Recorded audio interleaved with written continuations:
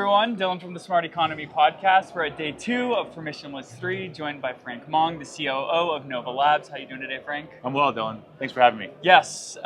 So I think the first thing I've been asking everybody, and I love hearing the stories, is what's your genesis story getting into blockchain and crypto? How did you end up here and know you needed to be building here? Sure. Yeah, I think like a lot of startups out there in the world, we as a company started off in a very traditional way, traditional venture capital format, and that was in 2013. And I think also like lots of early startups, we pivoted many times. I would say in the first 5 years of life, we pivoted 3-4 times as a company. And it wasn't really until, I want to say 2018, 2019, that we actually went back to our original focus and original mission, which is to really figure out how to build a massive global network to connect Internet of Things. And for most of you, that means nothing. But Internet of Things are like little sensors that capture data, and that data can be used for lots of things like wildfire detection or tracking your bike to tracking your pets. And so those are like the early days of our company, Helium Inc. And I would say over that time, we didn't really hit crypto, as you mentioned, until that 2019 timeframe. And crypto to us was really a feature. It was a means to an end. In our case, trying to figure out how to grow a global network. We couldn't do it ourselves. We didn't have enough money. So the incentive model that crypto brings to us really helps make that liberated, decentralized, and open source. And that's really how we really blew up in 2020, 2021, was that the crypto component really encouraged folks to go install these hotspots, as we call them, around the world. I think at the peak, we were about 1 million hotspots. And that network's still alive, doing well, with companies like Pacific Gas and Electric using it, federal government, USGS uses it, and a number of other companies use it. And it's all permissionless, it's all secure, it's anonymous. And so it's pretty exciting times. Since then, we've open sourced everything, and our company name now is Nova Labs. And we've launched a direct-to-consumer service called Helium Mobile, which is focused on making your wireless connectivity as cheap as possible. So Helium was around before the HNT token of 2019. Yes. And so what were the issues that you were experiencing back then? Because you have to incentivize people to want to hold these physical devices and to participate in the network. And you can't just fundraise and say, I'll pay you $20 a month. So is that really what crypto offered, was the ability to create this token to distribute value to people, and then the free market would determine the worth of the token? Yeah, I would say early days without the crypto, it was difficult to get even friends and family to keep the hotspots up and running. I think it's okay. People will help you out. Hey, we'll put a hotspot in our home or business, and we'll provide coverage. But then, they unplug it.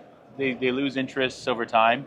And so you end up with no network or a much smaller network. And so I think that's where the crypto piece does add value in that. Not only I think the biggest part of the incentive is actually you feel like a sense of ownership. Because for providing coverage and sharing your internet, you're earning something. Mm-hmm. It doesn't matter really what you're earning. It could be airline miles or points on a credit card. But that idea that you're earning something for something that you're doing, and the fact that you own that network now, I think makes you feel like you want to keep it up and running. And that's the key, is to keep it up and running. And what we needed was that a vast network globally, but we needed time. Because while that network existed, that allowed applications and products to come to market. And because this is hardware related, it takes time. Mm-hmm. It takes years. Yeah. And in that years of time frame is where we're seeing large companies now using Helium, which is great. So when I first came across Helium, it was, as we were mentioning off camera, it was in 2019 when there was a BD rep at Meetup in Denver. And I just showed up because it was an IoT meetup back then, and It kind of blew my mind. I can attach this device to my bicycle, I can put it in my closet, and really contribute to creating what the narrative was back then was a decentralized Wi-Fi network, where if I'm just cruising around Denver, I could maybe stumble upon one of these hotspots. Right. How has the narrative kind of for the hotspots changed over the years since 2019?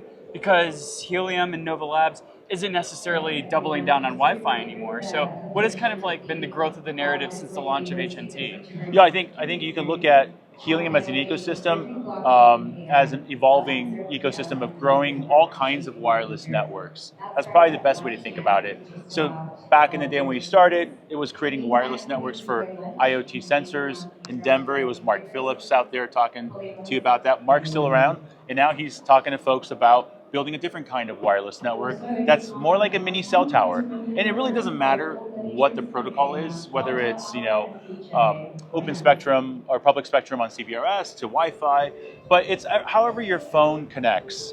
And so if you think about everyone with a phone, cell phone, everyone's got a cell phone.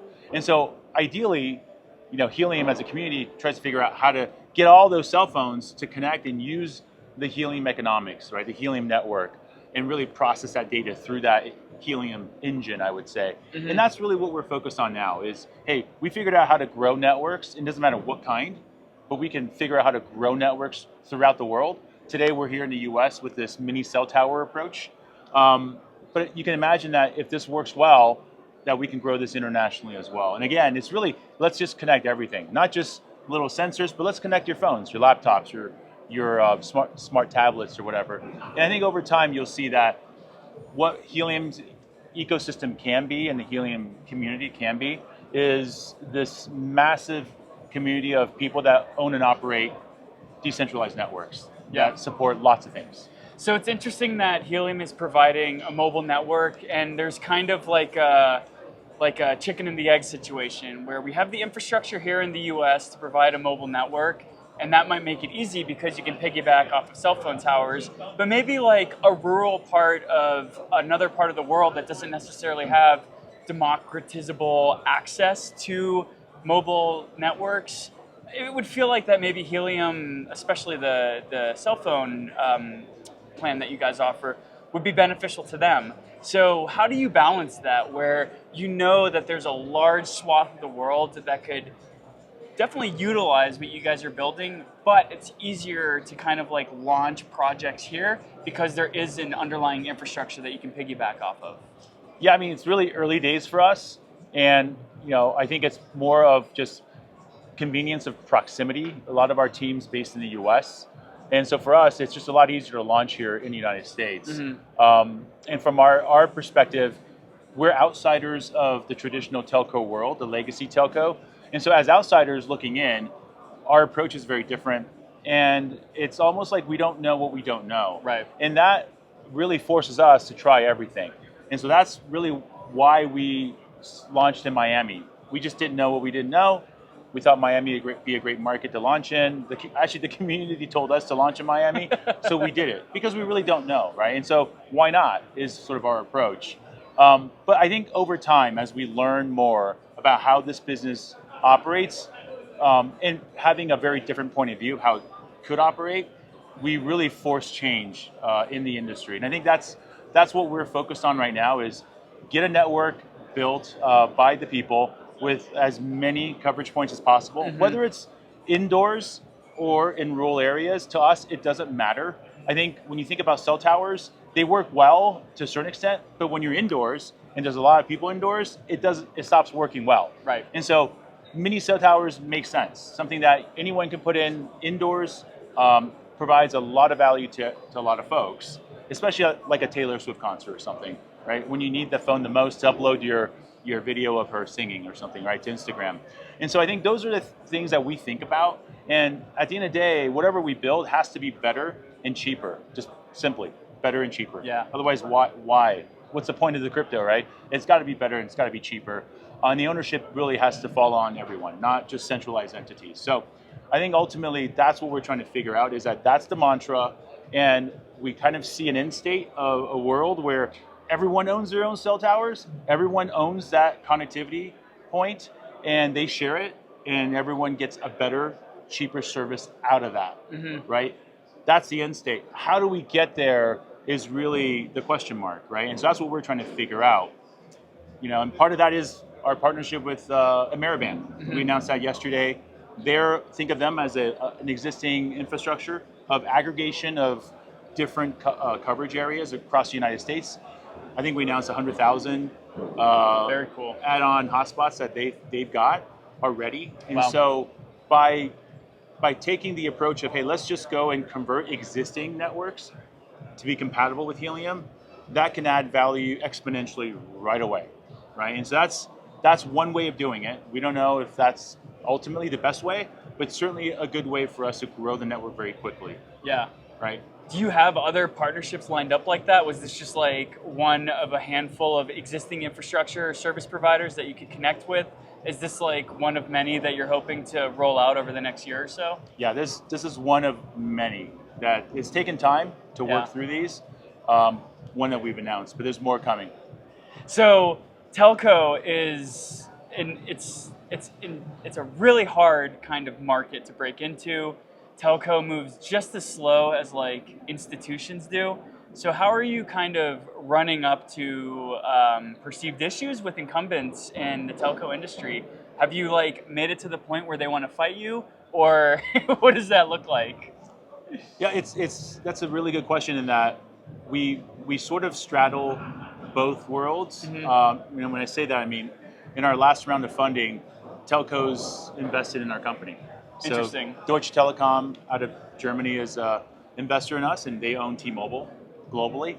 Vodafone is an investor in us. Telefonica is an investor in us through Liberty Global. So there's a number of telcos internationally that have invested in us. Wow. In the US, we partner with T-Mobile USA. So they're our macro network provider, meaning that when you're driving around picking up your kids, if you're on Helium Mobile, you're using T-Mobile's network. But when you're at home or you're in a business that has Helium Mobile coverage, you're using Helium Mobile. That's the preferred network. So, it's I think it's an interesting time where everyone's sort of like observing us. How are we going to do, and how successful can we be? And so I don't really worry much about what they think or how they think about us. I think we've got a lot to do already, just with what we have to execute on. And so that's why I don't, it's great if they want to work with us. It's also fine if they don't want to work with us. By the end of the day, we have a mission, and we got a tall order to go tackle and get millions of users on our network and millions of mini cell towers out there in the United States. So Frank, Helium was doing DPIN before DPIN was even a thing.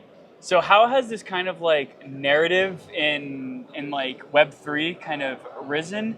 And have you guys noticed any sort of positive externalities or any sort of renewed interest in the project because people are talking about DPIN now? Yeah, I think DPIN is an interesting category. Certainly, I think you can argue that we helped drive that to where it is now. But I would argue Filecoin is also part of that as well. We were, they're big influencers in what we did, and we're very inspired by that team. So I'd say, overall, if it makes sense to use crypto as a feature to help you build a better infrastructure of some kind, physical infrastructure that can be cheaper and better overall, then yeah, I think then DPIN as a category makes sense. But if the existing world of doing things is fine and it's cheap, and you can't really make significant difference by adding crypto, then there's no point. And so that could be short-sighted. I don't know. But for now, given where things are, I think that's sort of how I see DPIN is like, hey, look, you got to add value. Whatever it is that you're trying to do, it's got to be better and cheaper. So if you're DPIN and crypto can do that for you, great. Yeah. Let's go, right? But if it can't, then find something else. So you guys migrated to Solana from Helium had its own chain prior to Solana. Yes. So what was the impetus for migrating to Solana? Was it kind of like riding this DPIN narrative? Was it just like this chain is a more monolithic chain that is higher throughput, higher latency? What was kind of the reasoning for doing so? And now, a year and a half later, do you and your team feel justified for making that decision? Yeah, it's a very, very practical reason. When we started with our own L1, I think that was like in 2019 when we launched at the end of the year. We never thought that we would get to the size of the network. So we didn't plan for that kind of scale for our own purpose-built L1 using proof of coverage for hotspots. And I think we struggled quite a bit when the network grew to like 100,000 hotspots, 200,000 hotspots, and then 500,000 hotspots. Like we really hit breaking points all along the way. And I think with a team of, I think I want to say it was like 20 people doing all this at the time.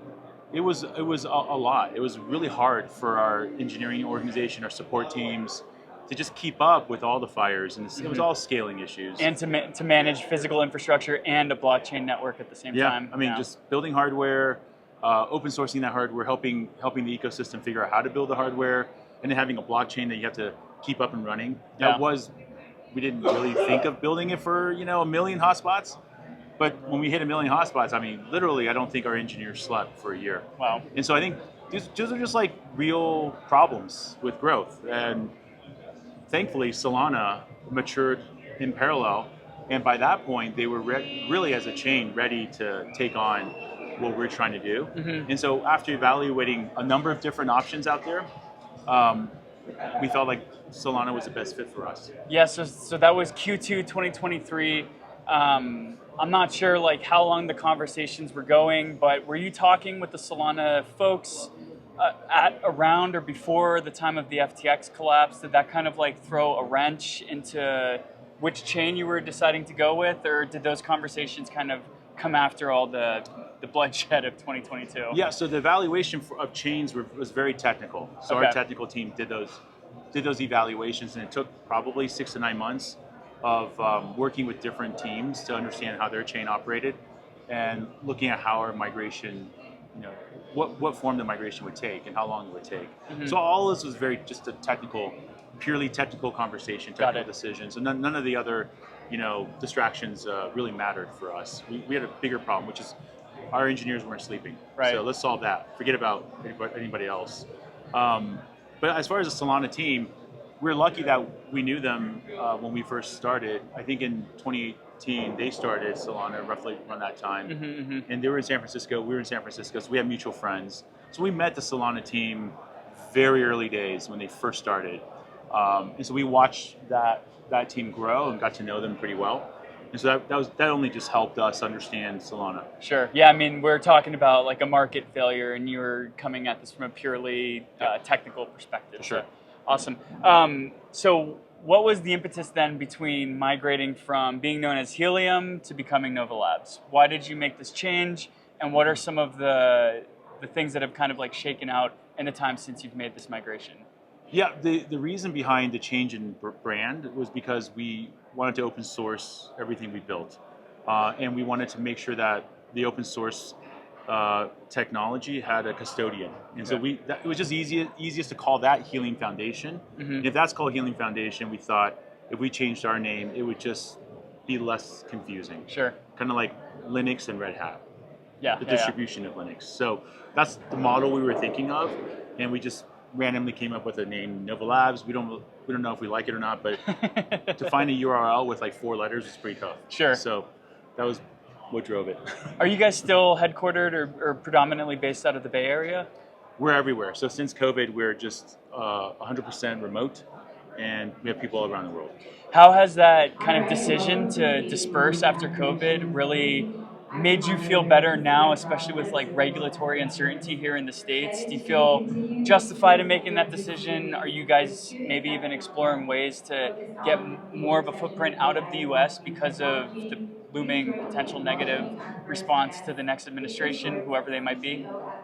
Yeah, I don't think certainly for now, I don't think any of the regulatory question marks are driving us to make any decisions. I think for us, it's again, we're very practical about this. Sure. Everyone's like moved.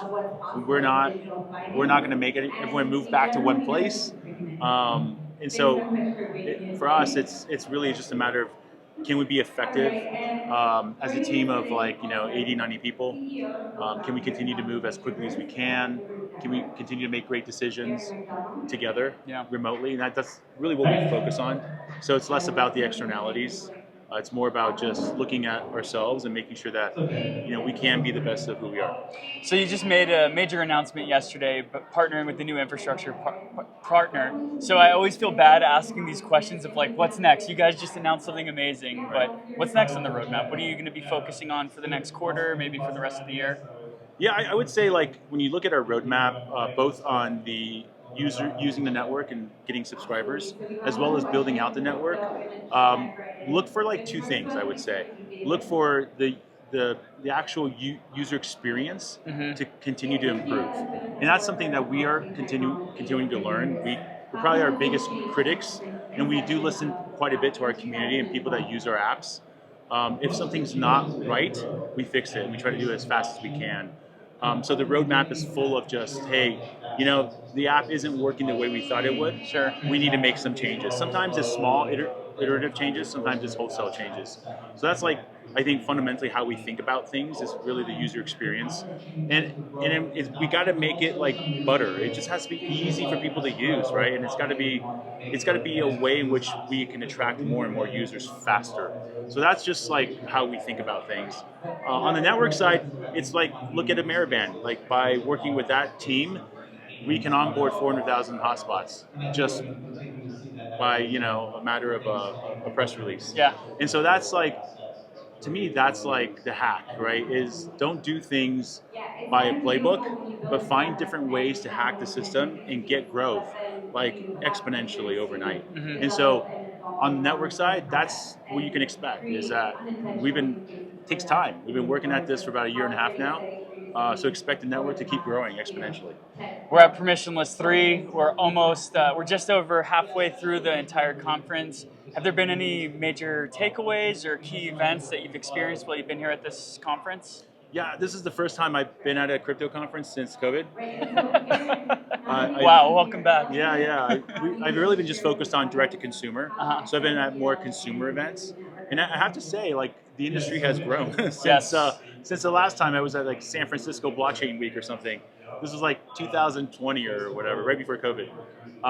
So it's good to see the growth and the maturation of the industry. Everyone's talking about really, I think, good things, the technicalities of crypto to the regulation of crypto, which is fine. I think that's part of the phase that we're in potentially.